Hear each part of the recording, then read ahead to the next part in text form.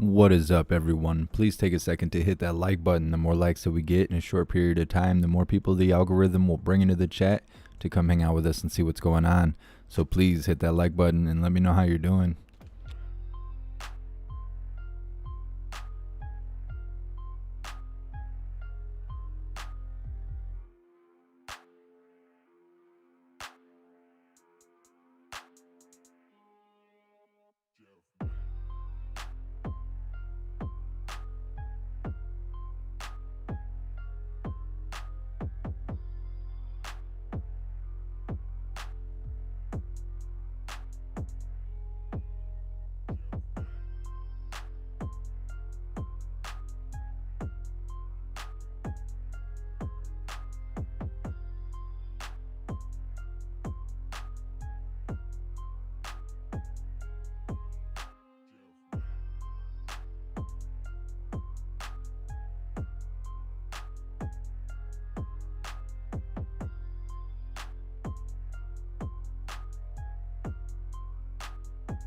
What's up, Miss Jamie?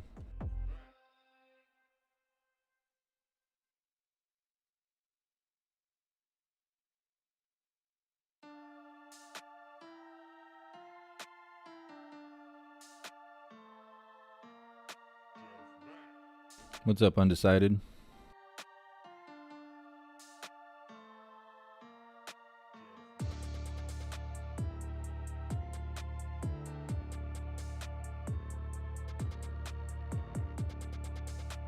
What's up, Leslie? What's up, everyone on Twitch?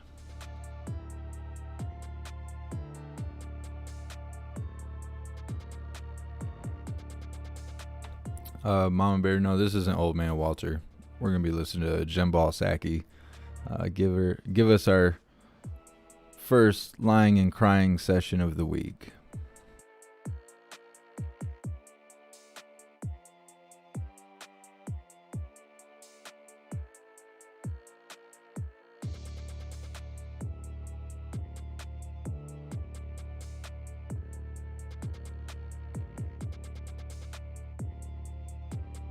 What's up, everyone on Odyssey?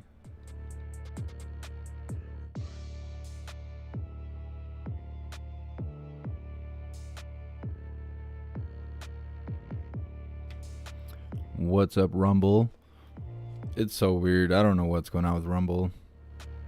It's so dead there. I have no idea why. It used to be popping at the very beginning, and now it's just dead.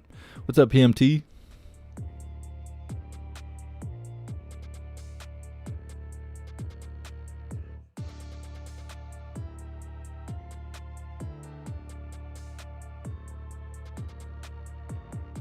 What's up, PMT?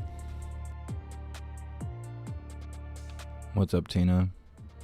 What's up, everyone on Facebook?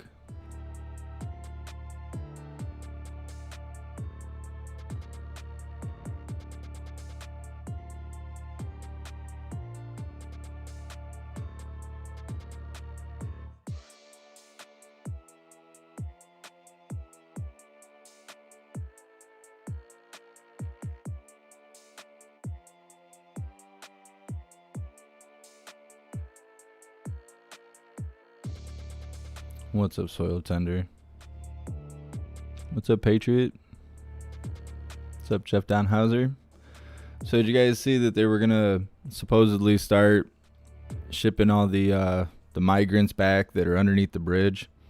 They were talking about it all day yesterday, but I didn't actually see them ship anyone back. They were just kind of talking about it.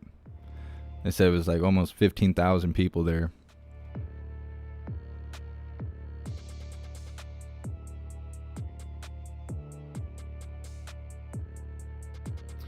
What's up, Tia? What's up, Newton? Both Newtons?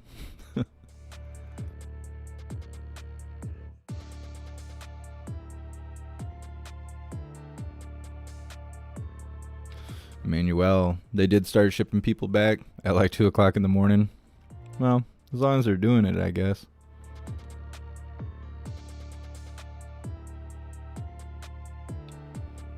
What's up, Killer Koala?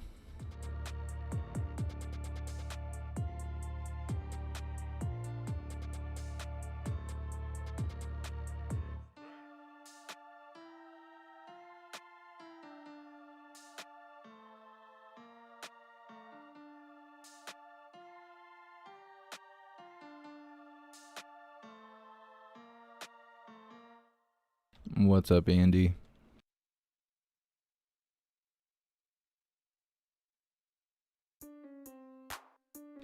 Yeah, 10 days of darkness. They gotta continue to let those people in because, they're gonna need those votes. Anybody that was gonna vote for them isn't voting for them now. Not the way the country's running. What's up, Light Warrior?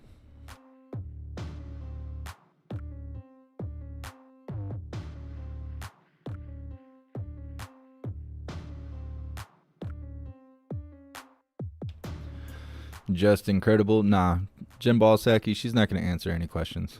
That's not what she does. She's just a ring around the rosy secretary. What's up, Aubrey? What's up, Carrie? I just wonder what people are going to talk about. I wonder if they're going to talk about the border. The border's had so much exposure over the weekend. I don't know how Jen Psaki is going to avoid being hammered by questions of that subject. But, all the questions are approved and everything already, so who knows? Maybe they just won't let Peter in there. They'll be like, nah, Peter, not today. It's Monday. You be throwing them damn curveballs. It's too hard to lie about it and withhold information. You're going to have to sit Monday out. Sorry. What's up, Stevie O?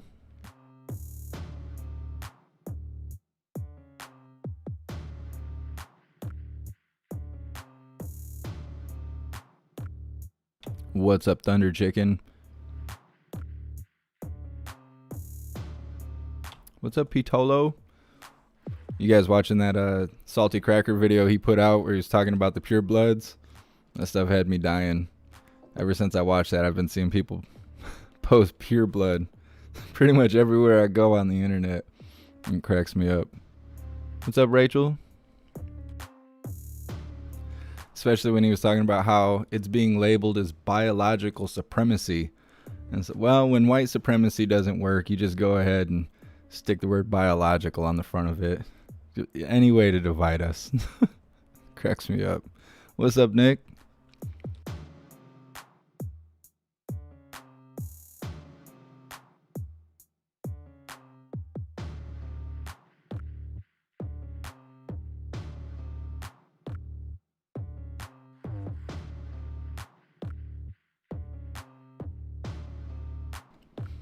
It's weird how touchy of a subject that is. I said something the other day. I was hanging out with my friend, and we were playing the game or whatever, and I'd mentioned pure blood. All I was saying was, have you heard it?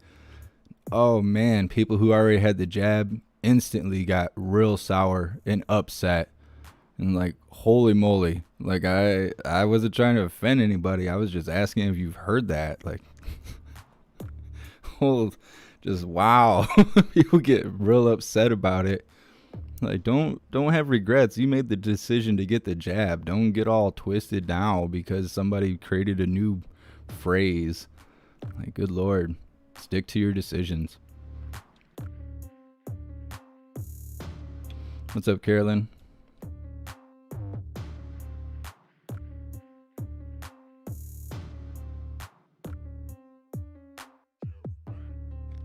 See, I'm wondering who came up with the phrase. Like, is that some sort of false flag? Is it some sort of weird thing? Are they going to connect it to racism or something stupid like that? And then everybody's going to have pure blood written all over their profiles, and then they're become a target.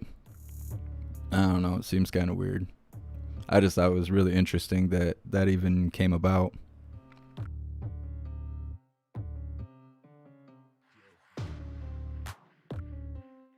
Well, Jen Psaki, you're a minute late. You're 2 minutes late. You suck. But we knew that before you were late. What's up, Billy the Kid?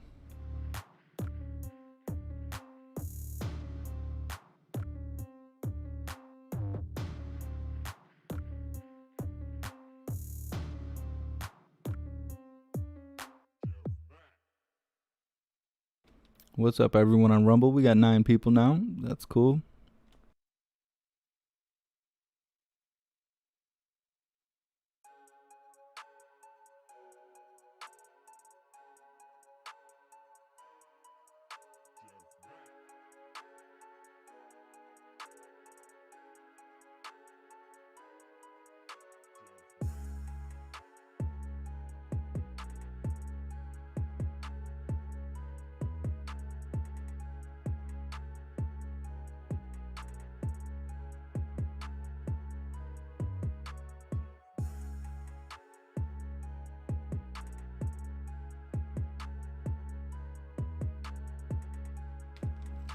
Graham, the FDA has not approved the boosters, but the NIH says they're going to do it anyway. Well, yeah, that's because Fauci's wife told him to. They're in this together. It's so stupid. We have all these acronyms. It just really means government overreach.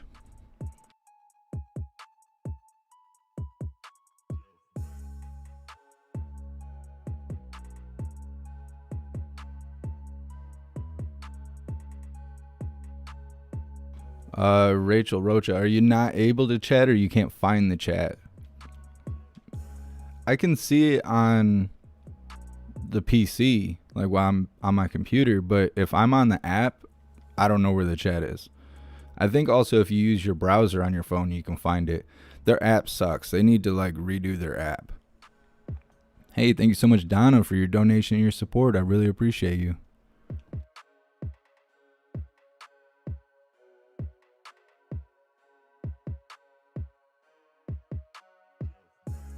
Hey, what's up, Ray? I'm doing good. How are you?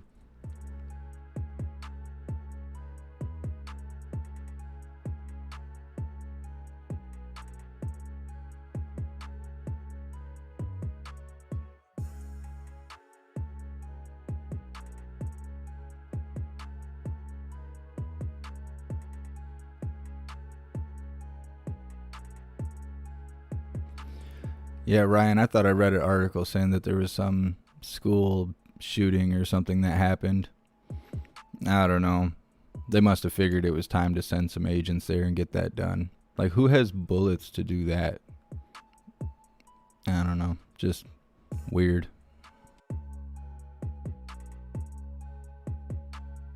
What's up, Sean? Thanks for being here. What's up, JP?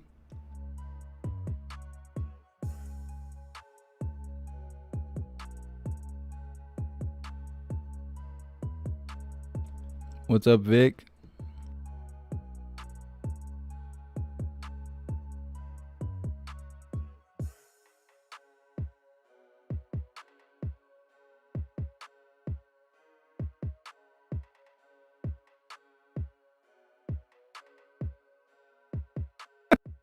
Terry says, can someone get her out of the restroom?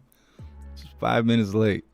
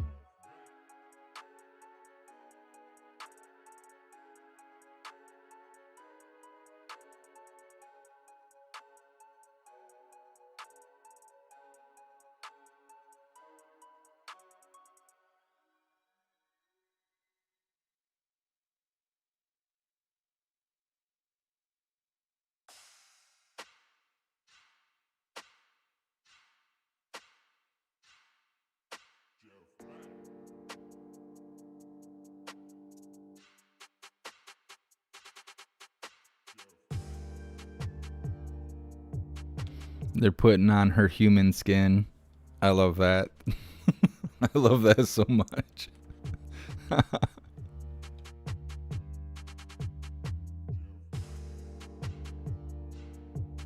I'm telling you, there's something weird about these people. They're a bunch of skinwalkers. A bunch of aliens in disguise. There's something. How would people just function like that and be okay? What's up, Cookie Wookie? I'm doing good. How are you?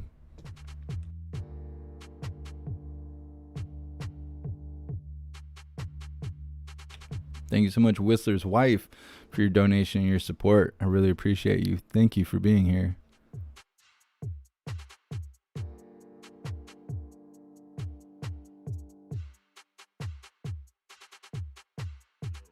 What's up, Gary's and Paulo? My dreads are here. They're in a bag over here on my shelf. I don't know what to do with them. Lizard beings. Are they the Anunnaki? Oh, now my channel's going to get taken down.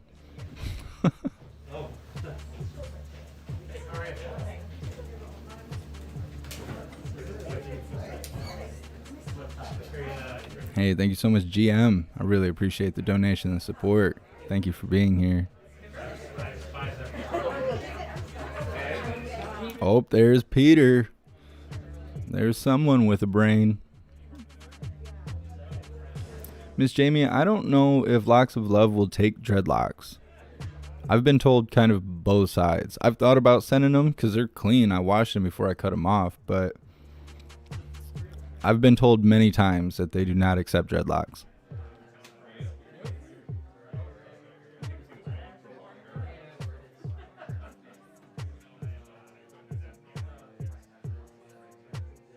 What's up, Susan? Thanks for being here.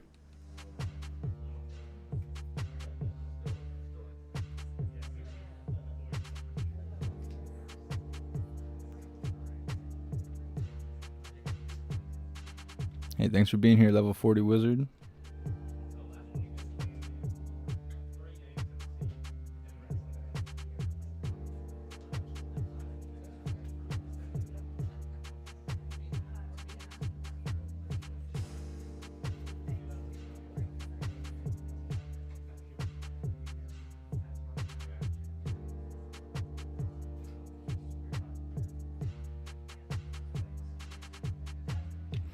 I thought about it, Kendra. I thought about auctioning my dreads off and put them on eBay or something, but who's going to buy them?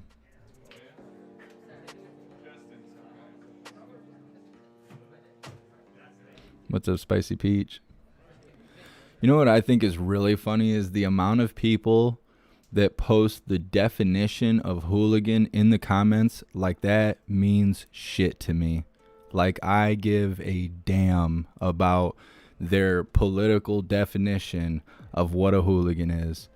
I could honestly care less. If you're one of those people and you hear me right now, I don't give a fuck. So stop posting that in my comments because it just makes me laugh. So stupid. People do that all the time. It's like, I don't care. That does not mean anything to me. We are still hooligans, regardless of someone else's definition. Eric. Hey, Jeff Mack, did you get the restraining order against Corinne? That's hilarious.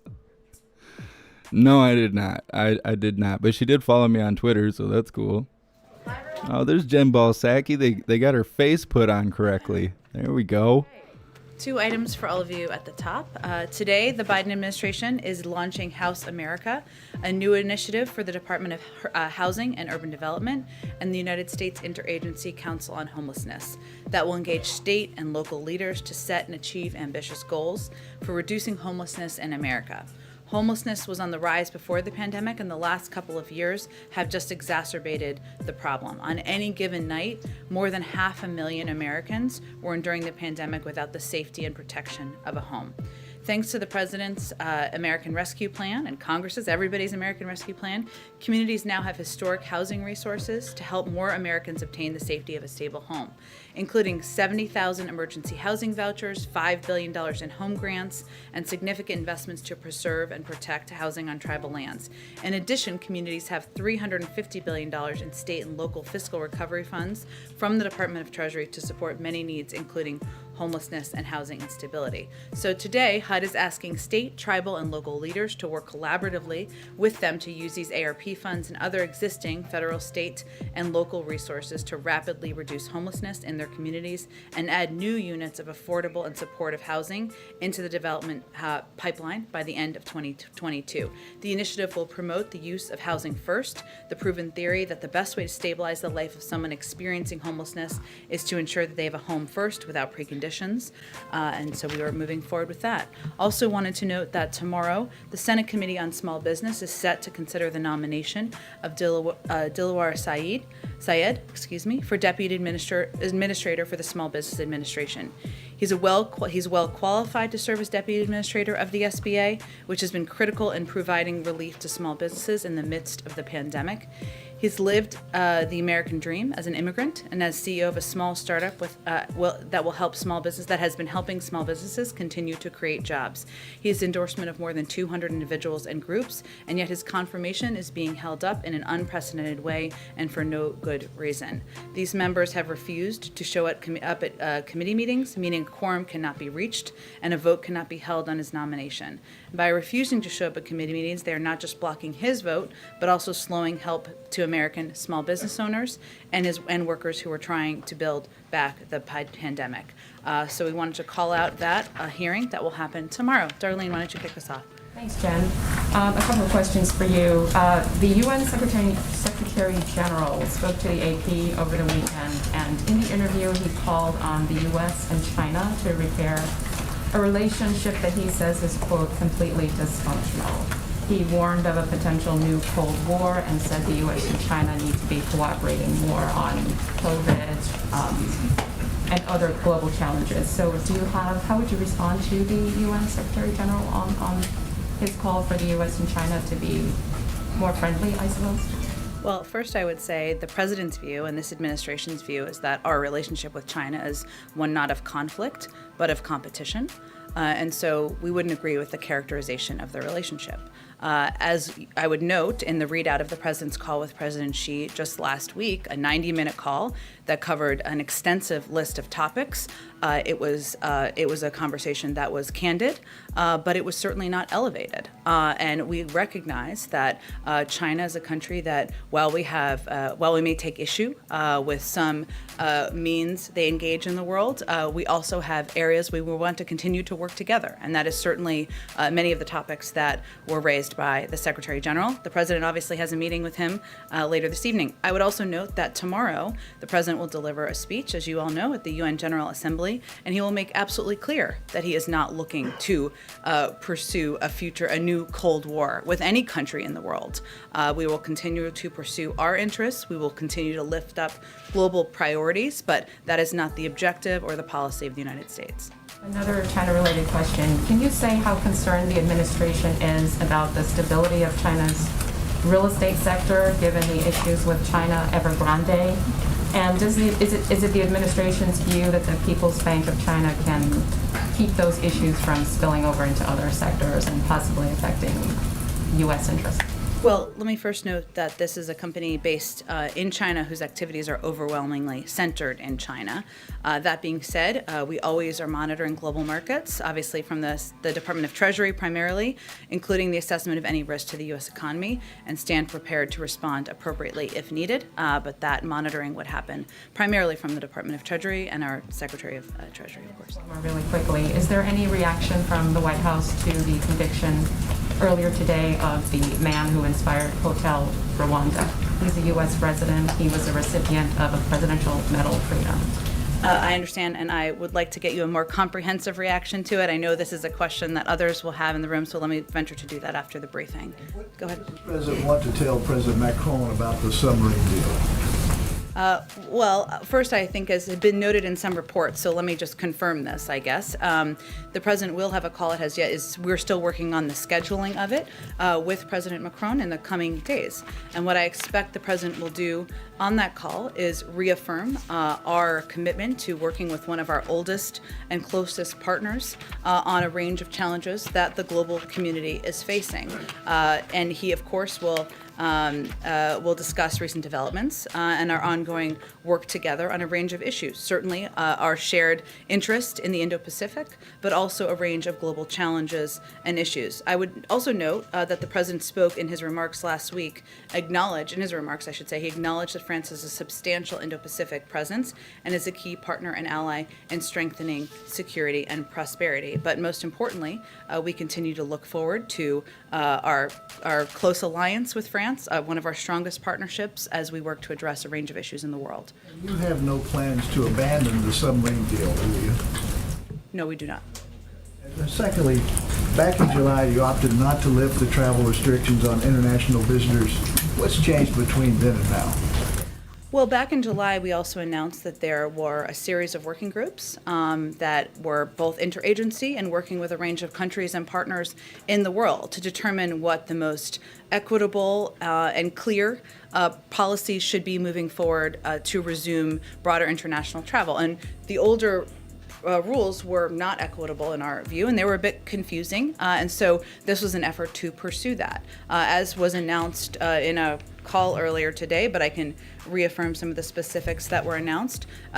Starting in November, we will be implementing, I should say, in early November, we'll be putting in place strict protocols to prevent the spread of COVID-19 from passengers flying internationally into the United States by requiring that adult foreign nationals traveling to the United States be fully vaccinated. Obviously, this is the conclusion of a policy process on that particular issue, an important one facing many people around the world. Go ahead. Hey, Jen, a few quick questions on COVID, and then I have a foreign policy question for you.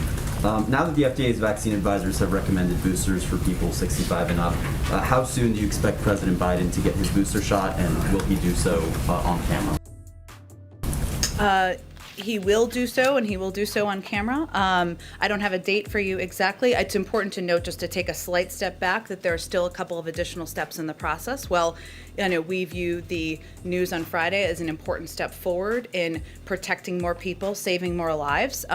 The steps now is that ACIP is planning to meet based on their recommendation. We're of course prepared to operationalize on the plan, and that includes having the president get his booster shot as well. Is the president still being tested for COVID regularly, and if so, how often? He is tested regularly. He was tested last week, and his test was negative, but he is tested regularly. Yes. And just lastly on this front, has he gotten, or does he plan to get a flu shot? I will talk to his doctor. I got a flu shot last week. They're broadly available, but I will check and see if we have an answer to that question. And then just on the foreign policy front, with the UN visit tomorrow, President Biden came into office declaring that America is back and vowing to reinvigorate U.S. alliances. But in recent weeks, we've seen European allies be unsettled by the execution of the U.S.'s withdrawal from Afghanistan. The administration has admitted to mistakenly killing 10 civilians in this drone strike. And now the U.S.'s oldest ally, France, has recalled its ambassador after being blindsided by this submarine deal with Australia. So my question to you is, how is the president going to restore U.S. credibility at the UN this week after all of that?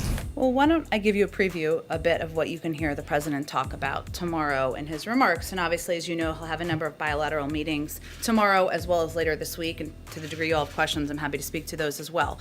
But what you'll hear him talk about tomorrow is the president's going to lay out the case for why the next decade will determine our future, not just for the United States, but for the global community.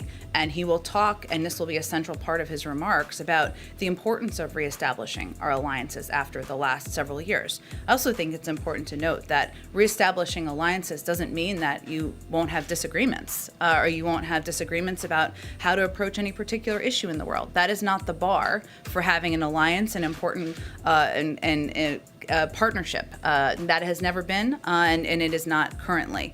And with the goal, of course, of increasing the prospect of security and diminishing the prospect of war.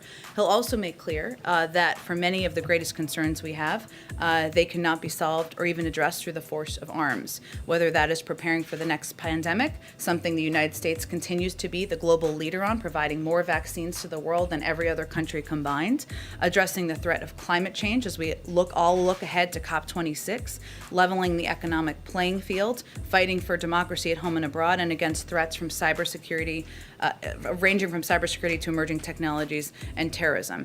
Finally, he will also reaffirm that the United States is not turning inward, including as we look to the decision the United States made, the president made, to bring our troops home from Afghanistan. Anyone who reads that is not reading it accurately. He will talk about his objective of turning our focus and our resources to the priorities and regions of the world that are the most consequential. But just given what's happened in recent weeks and some of the criticism that he's faced in many of the capitals of the allies whose partnerships he planned to, vowed to reinvigorate, does he believe there's work to be done to restore that credibility, or to is there address a country the or? that... Well, tell me which country is telling you that we don't have credibility in the world? I didn't say countries are saying there's no credibility, but there has been criticism in foreign capitals in recent weeks, including with many of those partners who the president said he was going to reinvigorate these alliances with. So how does he square? But what I think the reason I asked that question is because I think it's important to note that criticism of a decision is different from criticism of the credibility and leadership of the United States, broadly speaking. And if you look back through the course of the last several decades, prior to the last administration, there are points of disagreement, including when we have disagreed with the decisions other countries are making, points of when countries have disagreed with the decisions we're making. But the larger point here, and what you'll hear the president talk about tomorrow, is that we are committed to those alliances. And that always requires work from every president, from every global leader. And his commitment is to make sure we are directing our energy, our resources, our diplomacy, and our efforts on the biggest challenges we're facing in the world. And to him, that is the threat of climate, the threat of democracy, the threat of the importance of leveling the economic playing field, addressing and preparing for the next pandemic. Those are all issues that we will continue to work with our partners on, including those who may disagree with decisions we've made about a variety of issues. Go ahead. She was super triggered. Back on the submarine deal. So in the conversation with President Macron, is it President Biden's view that the United States is responsible in any way for some kind of reparation, some kind of deal that will make up for part of the economic loss and also give a greater sense of a working partnership? Or is it his view that it's really up to Australia to make up any kind of economic loss out of this, if there's any loss to be made up at all?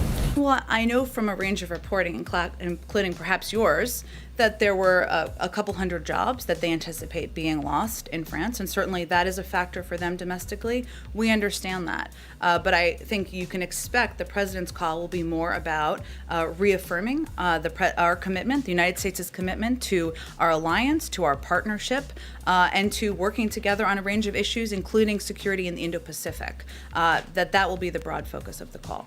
More. When you were in the Obama administration, we often talked about the need to reduce the amount of highly enriched uranium that's moving around the world. President Obama ran a number of summits, you'll recall, that were aimed at converting reactors from HEU to LEU. So here we are helping Australia, a very good player, a well-known non-proliferation advocate, by having them build HEU reactors or building it for them. Without any reference to problems with Australia, what message does that send to the rest of the world about how committed we are on this? Well, first, David, the president's position and commitment to nonproliferation has not changed. We're committed to renewing American leadership in nonproliferation and addressing the existential threat posed by nuclear weapons. This, in our view, is an exceptional case, not a precedent-setting case. As many of you know and have followed this closely, we're not talking about nuclear-armed submarines. I know you're asking me about enriched uranium, but it's important for people to understand that as well. These are conventionally armed submarines that are powered by nuclear reactors. There's also an 18-month process that we are undergoing on the implementation of this. But again, this was a decision made working with a country that has a long history, Australia, as does the United Kingdom, as does the United States, of being steadfast in support for nuclear nonproliferation and for the regime and its cornerstone, the NPT. And we all are committed to complying with our respective nonproliferation obligations as we implement over the next 18 months. Go ahead. Thanks, Jen. Following up on France, first of all, you said you expect a call in the next few days. Have the French actually committed to a call? We're in active conversation about a call. I want to make sure you weren't being sent a voicemail or anything like that. No, I don't think so. Following up on the drone strike last week that the Pentagon now admits was a tragic mistake. What was the president's response when he learned about that? Well, the president was briefed on Friday morning about the report that was going to be released and put out. I would say first, the president's view and all of our view is that the loss of any civilian life is a tragedy, as was made clear in the comments by the Secretary of Defense, by General McKenzie. This was done in error, and clearly the investigation that will continue is something the president broadly supports. So, as a human being, As a president, as somebody who has overseen loss in a variety of scenarios, both as a leader and personally, his reaction is it's a tragedy, and every loss is a tragedy, and he supports the effort to move this forward as quickly as possible and to have a thorough investigation. You mentioned there's an ongoing investigation. Should it be anticipated that someone would be fired, demoted, not promoted, passed over, and held accountable within the military ranks for this? I think what's important is that the Secretary of Defense and the Chairman and General McKenzie came forward and made very clear that this was. They wanted to see this move forward quickly. They wanted to be as transparent as possible. They wanted to learn from what had happened. It's also important to note what the circumstances were here in when this strike was made. This was a scenario where there were direct threats from ISIS-K against our troops who were on the ground in Afghanistan, and that was the scenario where the strike was made. Obviously, it was done in error, and obviously there was a horrific tragedy that happened. But I'm not going to predict what the impact will be. Two more quick ones. So, no. Afghanistan. Back on August 26th, the president said, "I've also ordered my commanders to develop operational plans to strike ISIS-K assets, leadership, and facilities. We will respond with force and precision at our time, at the place we choose, and the moment of our choosing." Should we still be anticipating that there will be military response to what happened there in Kabul? Against ISIS-K? Yes, I think it's important. This is a good question that's been asked. I think this is a version of what you're asking, but others have asked me this. There's a difference between a self-defense strike based on an imminent threat to U.S. forces. That's why I referenced that, who were obviously on the ground, and these were threats, as you all lived through and covered, and as we communicated about in the moment. And an over-the-horizon strike, where we typically expect to have more time to assess both the threat and the potential target. That is a point General McKenzie made, an important point, I think, for people to understand as we assess over-the-horizon threats and targets moving forward in the future. So yes, at some point there may be something. Well, I would say, of course, the president's desire to continue to go after ISIS-K has not changed. Okay, and then just the one last one on that, unrelated. The issue of immigration, the ruling from the parliamentarian that legalization for Dreamers can't be part of the reconciliation is currently crafted. Given this is a top priority for a key voting bloc, Latinos here in this White House, how personally engaged might the president get on this? Do you guys have specific alternative proposals that have a chance of actually getting passed under this Congress? Well, there are a number of senators who have spoken to their intention of putting forward alternative proposals because of their commitment and our shared commitment, of course, to moving immigration reform forward and protecting Dreamers and others. And so the president supports those efforts, and certainly he has long stated his support for immigration being a part of reconciliation. That's really the next step in the process, but there are a number of members who are already working on that. Immigration in Haiti. I'll go to you next, April. Let me just go ahead. Well, I'll start there. Okay. So the crisis of the border in Del Rio, we heard DHS say they're going to continue expulsions under Title 42. So what is the White House's message to Haitian immigrants seeking asylum? Is there a place for them? Well, I think it's important for people to understand a couple of the components of what's happening right now on the ground. One, we extended TPS several months ago and again reevaluated to ensure that we were taking into account what was happening on the ground in Haiti. So that I understand, but that does apply to people who are here who arrived before a certain date, and I think that's an important component of what's happening. If you're talking about the situation on the ground in Del Rio, one, it's a challenging situation. It's devastating to watch this footage. I think it's important, though, for people to also know that what we're trying to do is also protect people. One, we've been conveying that this is not the time to come. We have been implementing Title 42. That's not just about people in the United States. That's also about protecting migrants who would come in mass groups and be in mass groups. We are also surging resources and taking a multi-pronged approach. We've been working with the American Red Cross to bring in much needed resources. We've worked with World Central Kitchen to bring in meals, and we have been expediting repatriation flights, both to a range of countries in South and Central America, where people may have come from, if they can be accepted back, and some back to Haiti. That is what our focus is on at this point in time. And our message continues to be, as you've heard Secretary Mayorkas convey, now is not the time to come for a range of reasons, including we don't have the immigration system up and running in the way we want, including there is still a pandemic and Title 42 remains in place. And these are the steps that we're taking in part to protect the border communities as well as the migrants themselves. Different comment quickly. There will be a government shutdown if Congress doesn't act in 10 days. Can you tell us what the impact of a government shutdown would be on the COVID response from this White House? Well, our effort right now is to prevent a government shutdown and to ensure we are not facing a government shutdown. And as we get closer, we can certainly discuss that. But right now, that's where our energies are. Go ahead, April. Jen, back on Haiti. I hear that, but digging in the weeds a little bit more, the process for Haitian migrants is always in this nation been different than other nations. You have people like Congresswoman Sheila Jackson-Lee, who's calling for equal treatment and fairness when it comes to the Haitians at the border. And overall, you're allowing Afghans to come in, Afghan supporters to come in, as well as Mexicans, and then Haitians are not allowed. Can you speak to that, the issue of equity and fairness? Absolutely, April, and I appreciate your question. Let me just take these different pieces side by side, right? One, our immigration policy is not about one country or discriminating against one country over another. We want to end that and hopefully put an end to what we saw over the last 4 years. Let me start with Afghan allies. Afghans who are arriving in our country are entering in a sanctioned an orderly process that includes vetting and security screenings led by the Departments of State, Defense, and Homeland Security. It's not about one particular country of origin, but we've outlined very specifically in here what those processes look like as individuals who are evacuated go to lily pad countries, go through security vetting before they come to the United States on a range of programs.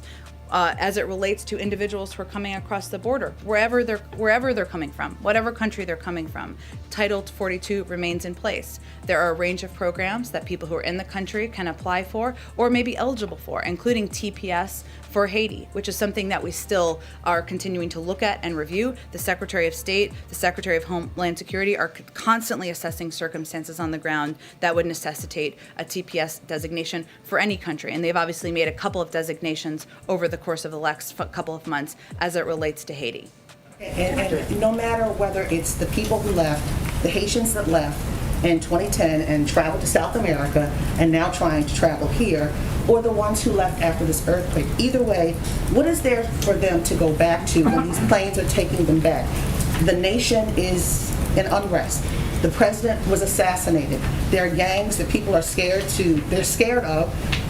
Democratic rule is not necessarily in place. The people are calling, particularly those here in this nation, are calling for the elections not to be held, on time because of unrest there. And then you also have the issue of the earthquakes.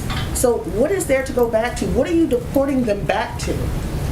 Well, April, I will say that our objective and our focus is not only in implementing current immigration policies. We have also been working to provide a range of assistance, working closely with officials from the government as individuals are going back to Haiti, to provide a range of financial assistance, to provide a range of technical assistance. That is ongoing. And we certainly support and want to be good actors in supporting Haiti during a very difficult time, as you noted, with a government that is still working to get back to a point of stability with recovery from an earthquake. And that's why we have a range of programs, options, as well as financial support in place.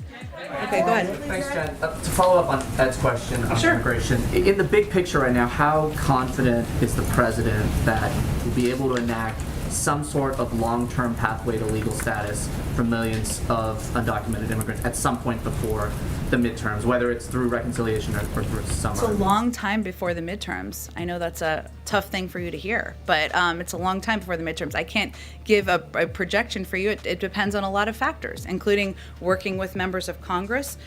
What I can tell you, though, is that the president is absolutely committed to putting in place a path to citizenship, to putting in place long overdue measures to fix our immigration system, to make it more moral, humane, and workable, frankly. And obviously, he's supported and continues to support having immigration measures as a part of the reconciliation process. And as I noted to Ed, the next step is really to see alternatives and proposed by senators who have already said they have every intention of doing exactly that.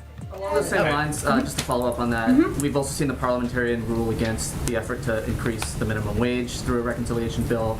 We've seen other priorities on the Hill that both the president and Democrats campaigned on, police reform, gun control, also stall there. Is there a recognition in the White House now that some of the priorities that he and the party campaigned for last year are just simply not going to happen, not going to become reality before the midterms? No.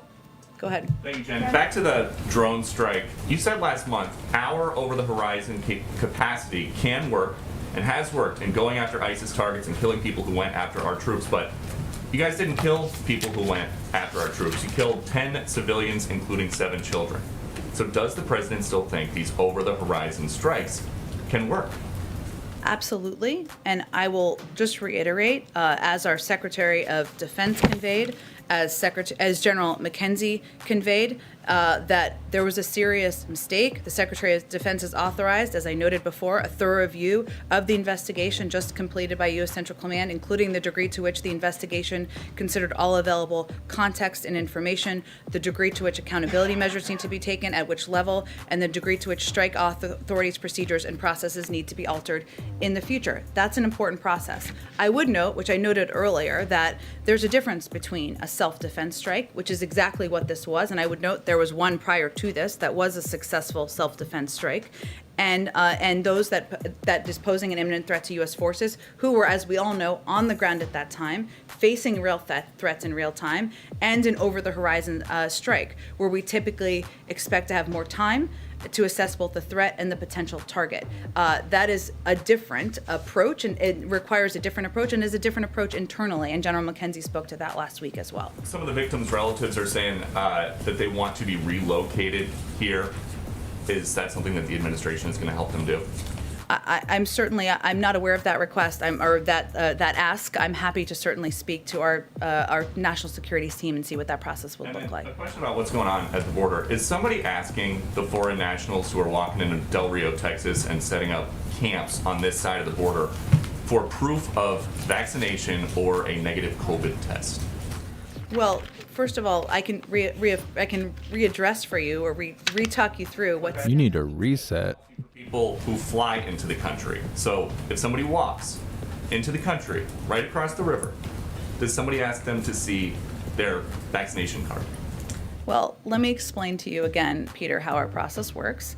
As individuals come across the border, and they are both assessed for whether they have any symptoms. If they have symptoms, the intention is for them to be quarantined. That is our process. They're not intending to stay here for a lengthy period of time. I don't think it's the same thing. It's not the same thing. These are individuals, as we've noted and as we've been discussed.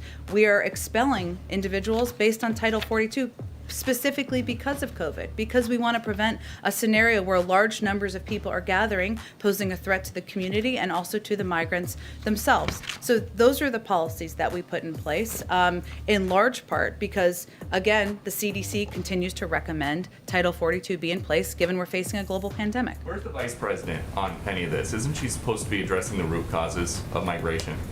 Absolutely, and she has been addressing the root causes of migration by working with countries in the region to ensure they have the assistance they need to reduce the number of people who are coming and trying to make those journeys across the border. We've actually seen some reductions in some of those numbers. That doesn't change the fact that this is a very challenging situation in Del Rio. We're working to implement our policies, and we're working to ensure we are also addressing root causes. Just a quick one on boosters. Why did the president say in August, just remember as a simple rule, 8 months after your second shot, get a booster shot if there is not enough data to support that for the general population? Well, what the president also said is that, I want to be very clear, the plan is pending the FDA conducting an independent evaluation of the safety and effectiveness of a third dose of the Pfizer and Moderna vaccines and the CDC's advisory committee.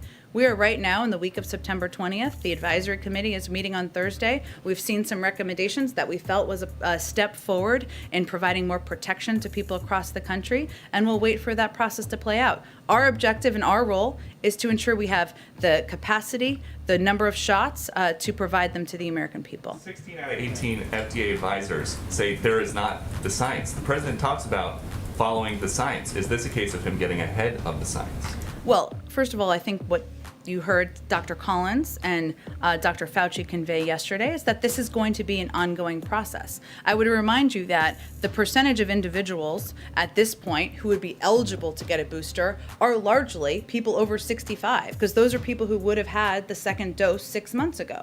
If we're looking at when we're going to have available data, that's what the CDC and the FDA looks at. They need enough data to make assessments. No one is suggesting that there will never be boosters. We are suggesting that there needs to be a process to be seen through for when boosters should be approved and when a broader swath of the population is eligible.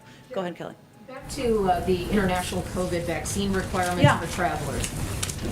A number of individuals and European allies have been pressing for access to the United States. Families that have been separated, business relationships that have been affected by it. And so before the president goes to the United Nations General Assembly and has meetings with foreign partners, this is when the decision is announced that vaccination will allow people to come into the country. Is that part of the president's sort of foreign policy outreach this week, the timing of this decision? If we were going to make things much easier for ourselves, we would have done it prior to June when the president had his first foreign trip, or earlier this summer. This is when the process concluded. We want to make the information available to the public. We're basing it on science, and when the process concluded, and here we are today. Do you anticipate that Americans who are coming back to the United States who would be affected by this having to be tested, would there be any opt-out policy for those who don't want to do that? You mean people who don't want to be vaccinated, who are Americans? Yeah, unvaccinated Americans who would be flying home from foreign travel. So there would still be requirements for these for individuals, Americans who are not vaccinated, including providing proof of a negative test result taken within 1 day of their departure, and providing proof they have purchased a viral test to be taken after arrival for Americans who are not fully vaccinated, which at this point would obviously apply to children as well. And one last point, given the whole political timing, or at least the timing seen in a political context of this vaccine requirement, following up on what Jeremy was asking, does the president go into UNGA knowing that his relationship with allies has hit a bumpy patch? I think the president's view, having been on the world scene for 50 years, is that you always have to work on your relationships, and that includes with global leaders.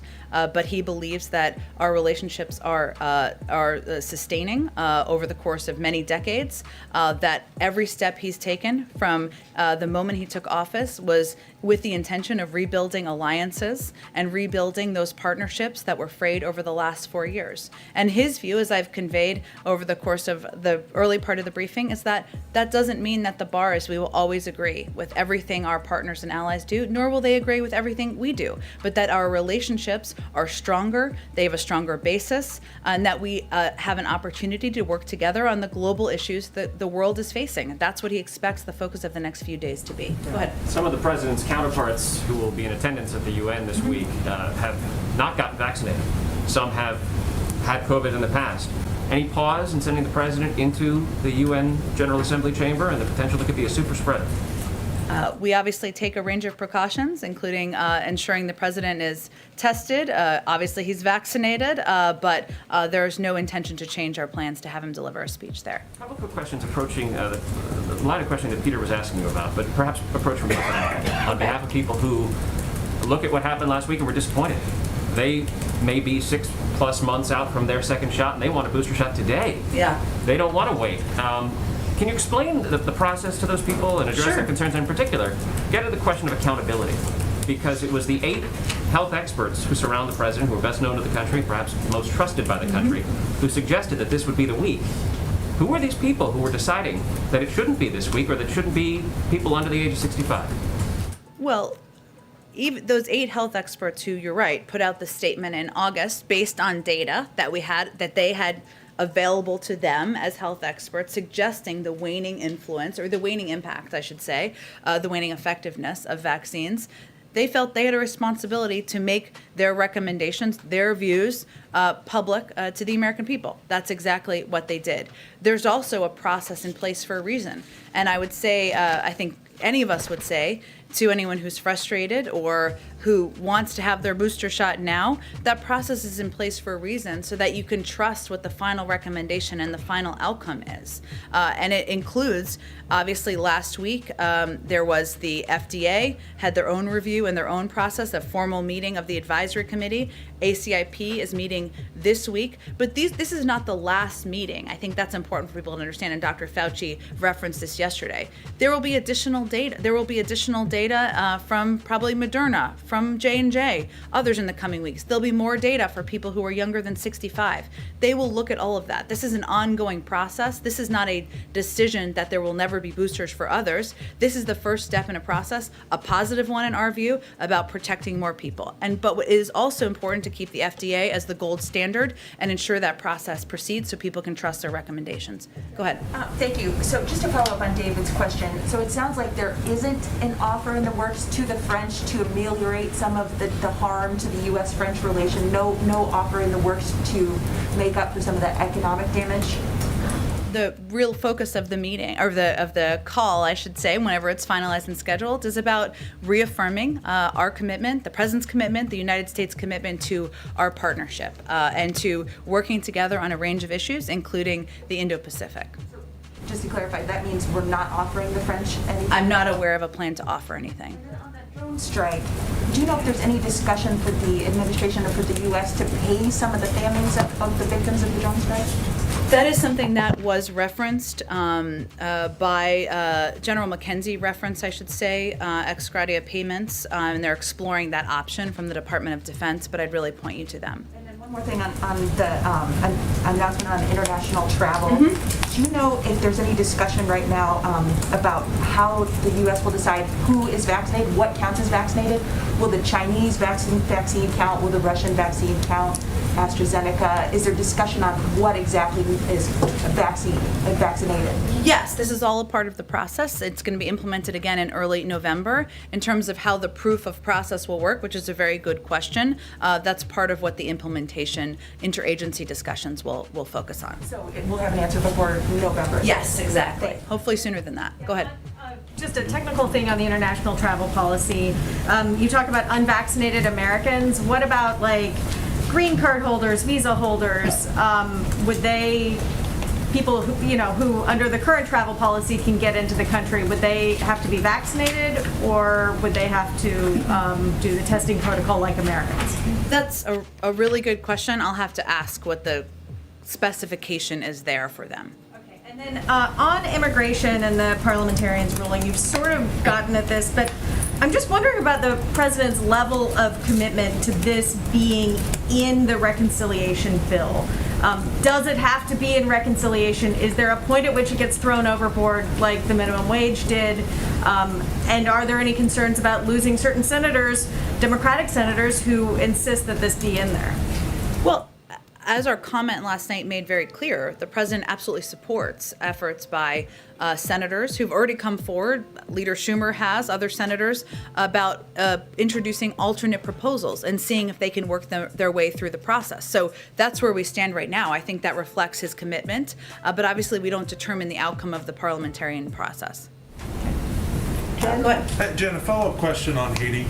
There are photographs and reports of border agents on horseback using what appear to be whips on Haitian migrants. Does the administration view that as an appropriate tactic? Can you speak to that? There are people who are upset about it. Yeah, understandably so. I've seen some of the footage.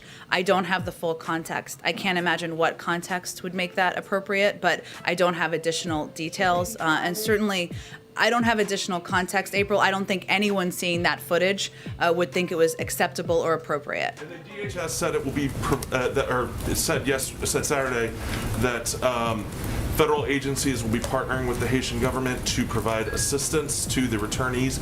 Can you elaborate on what that assistance will entail exactly? You mean to the people who are returning to Haiti? Yes, we've been in close contact with the government about when people return, what that looks like. Let me get you some more additional details about what that looks like when they get on the ground. Go ahead, Yamiche.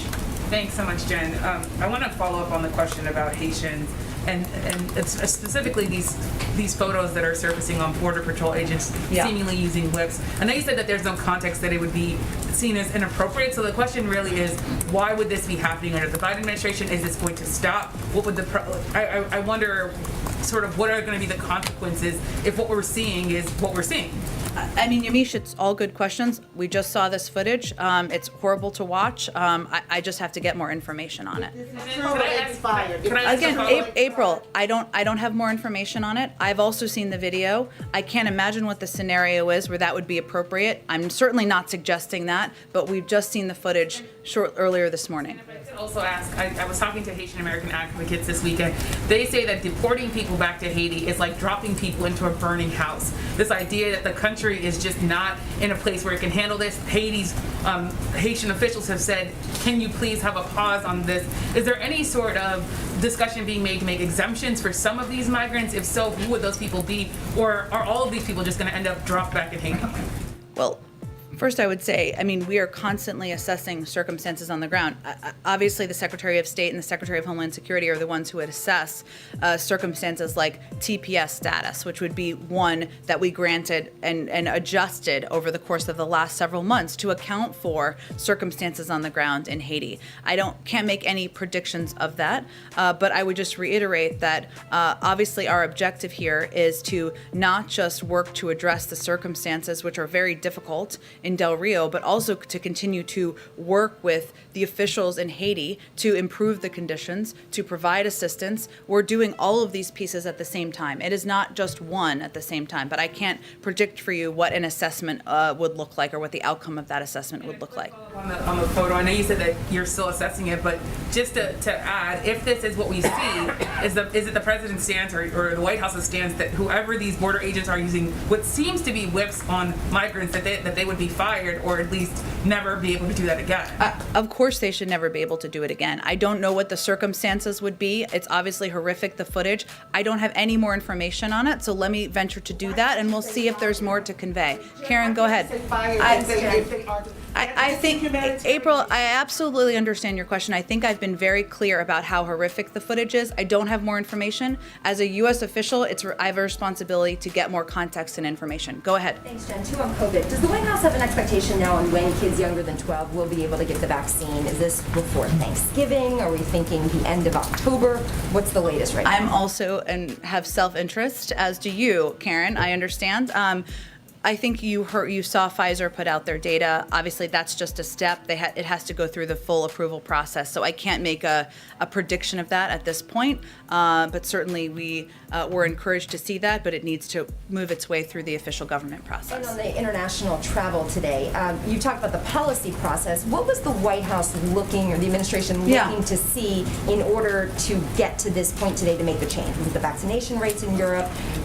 And how will the contact tracing work, and what resources will we put to that? Because that's not been something we've seen a really solid, robust effort in the U.S. on over the last year and a half. Yeah, so this was a process. This was an ongoing process, as you all know, that we discussed pretty extensively here.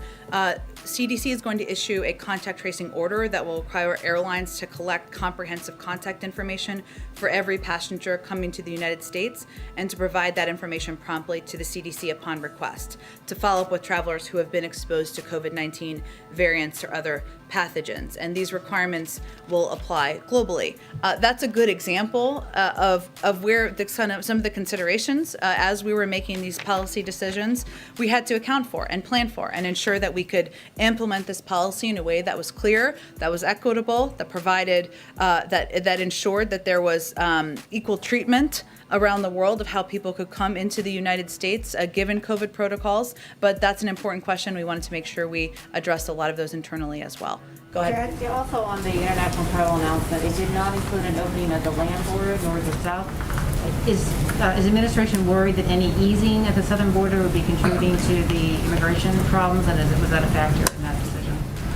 Well, this is an ongoing process, right? So Title 19 is what is in place, of course, at land borders. It's being extended for another month through October 21st. We don't have any updates or predictions at this point in time, but obviously we're continuing to consider, as is evident by our announcement today, how we can return to a place of travel and people being able to move from country to country, including at our land borders. But I don't have any prediction of that at this point. Jen? Go ahead. You may not have seen this because it happened just minutes before you came out, but the Supreme Court has set a December 1st hearing date for the Mississippi abortion law that's a direct challenge to Roe v. Wade. Any reaction?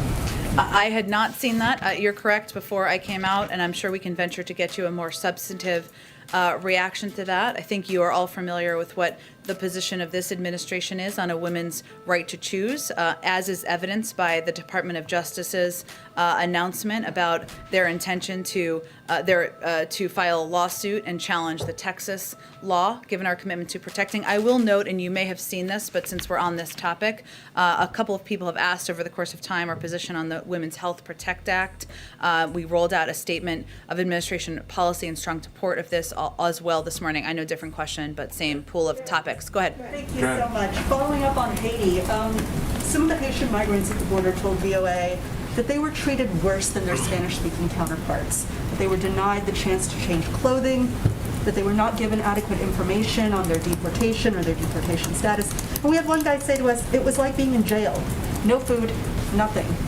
You know, what is your response to this? Is this policy? And then just secondly, Haitian Americans say that this mass deportation and this treatment of people at the border is the president going back on campaign promises to their community. In which campaign promise? To help them kind of get over some of the challenges facing Haiti and also to help people migrate to the U.S. Well, the president committed to extending temporary protected status to Haiti, which is something he did. And we extended that to a longer period of time to account for the turmoil on the ground following the assassination on the ground of their leader. So that was the campaign commitment that he made. But I think I can assure people that that is not our policy. Obviously, any circumstance where individuals are not treated humanely, whether they are coming to our border or not, is not in line with the Biden administration policies. This is clearly a very challenging circumstance on the ground, one where we have worked under our Department of Homeland Security to expedite surge resources, which includes World Central Kitchen bringing in meals, the American Red Cross bringing in much needed resources to the population. These are all steps we've taken from a humanitarian perspective. It does not mean that every individual, that there aren't individuals, as you evidenced, that didn't have experiences where they did not have access to these resources. But our policy is to provide resources, is to treat people humanely. But we also need to implement what is our law and what is our what that is implementing Title 42 and continuing to ensure that people who are not coming here lawfully are sent back to the countries they came from. Go ahead. Okay, last one. Two quick questions. Yep. On the French sub deal. Lockheed Martin had a major part of that contract between the Australians and the French headquarters down the street, or not far from here. Are they going to be carried over to the new U.S., UK deal? Do you know? Are they going to be involved in that? I'd have to check on the specifics of the deal. Second question, when's the president going to hold another news conference where we can ask our questions to him about all these issues, about inflation, about the border in Afghanistan? Well, the president took questions probably 4 or 5 times last week, so I would point you to that. Thanks, everyone. Can we see about getting the Homeland Security Secretary to come here Sure. and answer questions instead of going to Texas? We can, but it's important for us to do it. Great. Thanks, everyone. All right. Well, that was enlightening as always. Let's do some shout outs and then we're going to do the Pledge of Allegiance.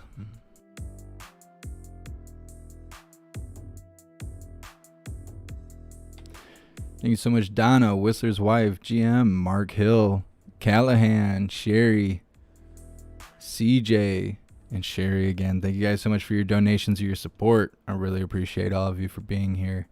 All right, let's get that Pledge of Allegiance in.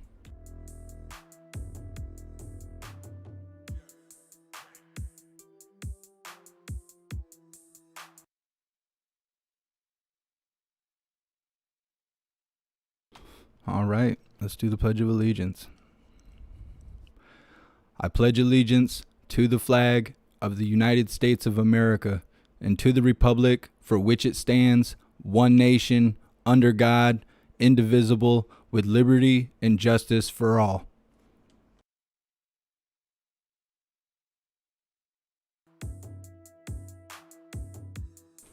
All right. Hey, thanks so much, Johnny. I really appreciate the donation and support. Thank you for being here. Oh, man. Jen Psaki, she's having a hard Monday. She was talking over people, wouldn't let them finish their questions or nothing. She's trash pandacoot. Yeah. I think it's interesting that the southern border is basically wide open, as well as us bringing in Afghans, but our northern border is totally closed.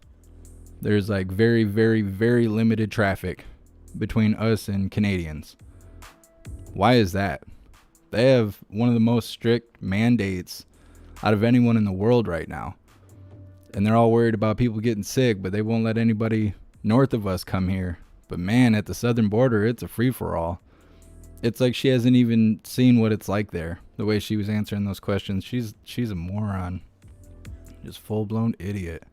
She's being super triggered, especially by that April lady who was really digging into her with questions. And you could tell as soon as Peter asked her a question, she blew a freaking fuse. She cannot handle Peter. She hates Peter. And he's always getting her, though. He's calling it like it is. I love that. I basically wait the whole session just to hear what Peter has to say. He's the only one that goes off script. It seems like whenever he goes, all the questions afterwards are really easy. Just simple, no-brainer, like for her agenda kind of questions. I don't know. It always cracks me up when Peter's on. He's always the heavy hitter.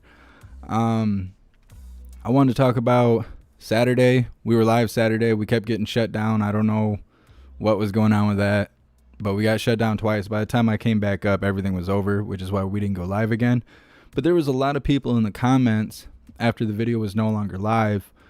You'd be surprised what people say in the comments after the video is not live, because people, one, don't understand that the video is not live anymore, and two, they probably haven't been around long enough to understand how things work, so they blame me for stuff happening on the screen like it's my fault somehow.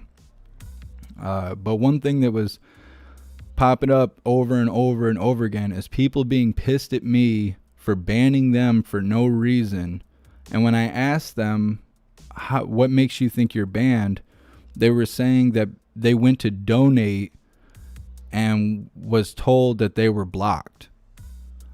That was not me. If I block you, you cannot write in my chat. You're gone. You can watch us laugh at you and stuff on your way out, but you cannot engage with my content at all.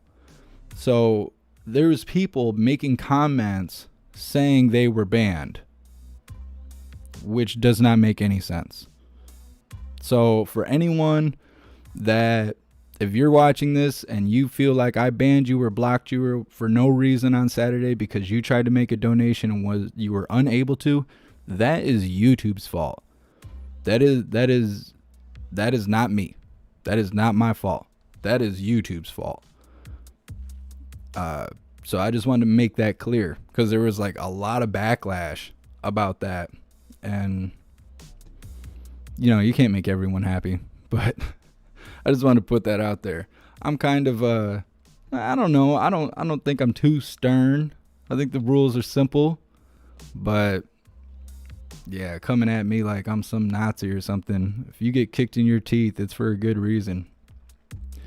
Anyways, that's all the White House has today. Apparently they were live yesterday because they kept referencing it through this whole briefing, which I had no idea. Otherwise we would have covered it. But that was all the White House had scheduled today. I don't know what else is going on.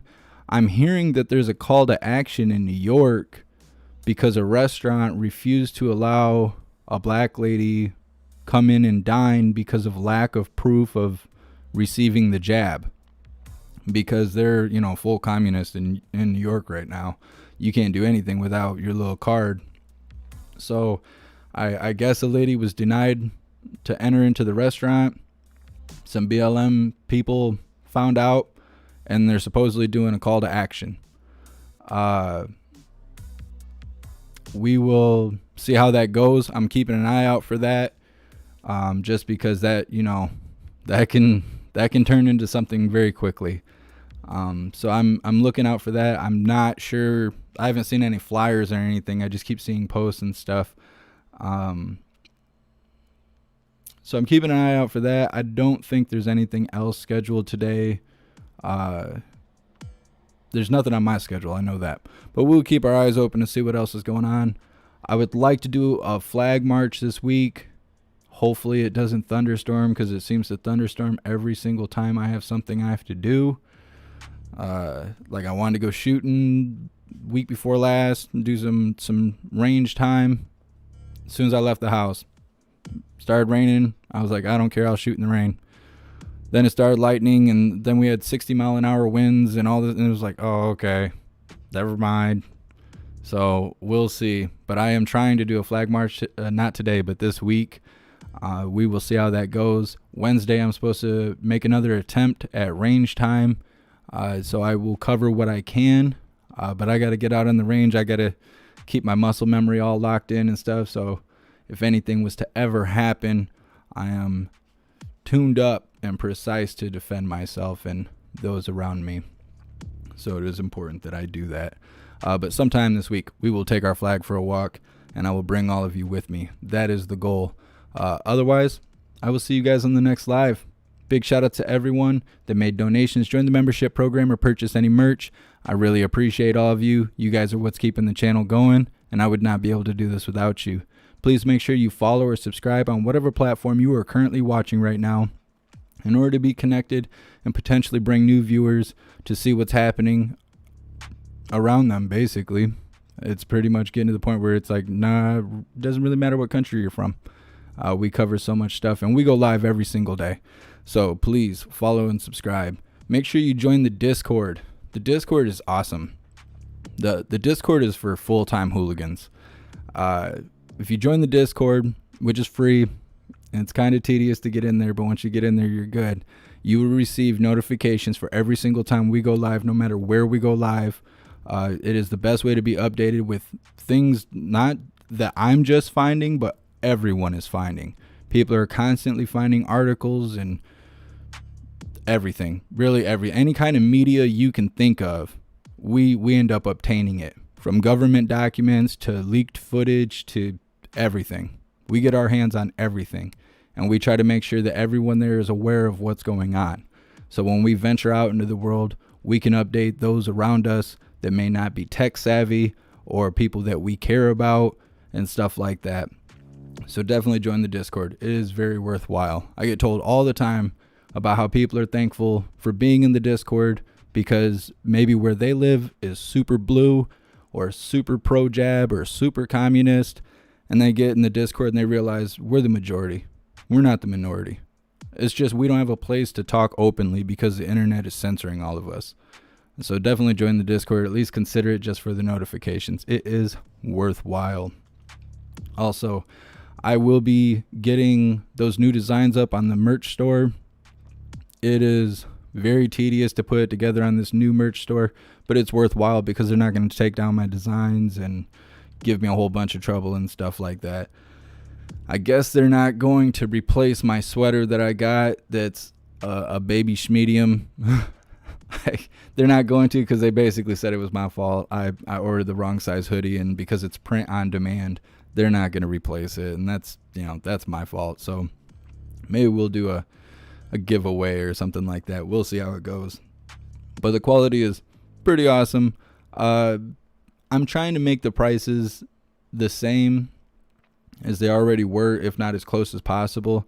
They are charging me more per item than my other merch store, but to have less headache, more customization, different kinds of items, and just less difficulty putting almost every image I put up on the old merch store, they would take it down and say it was copywritten. I'm like, no, I created this image. It is not copywritten, and I would have to fight them and hours and hours wasted dealing with their censorship.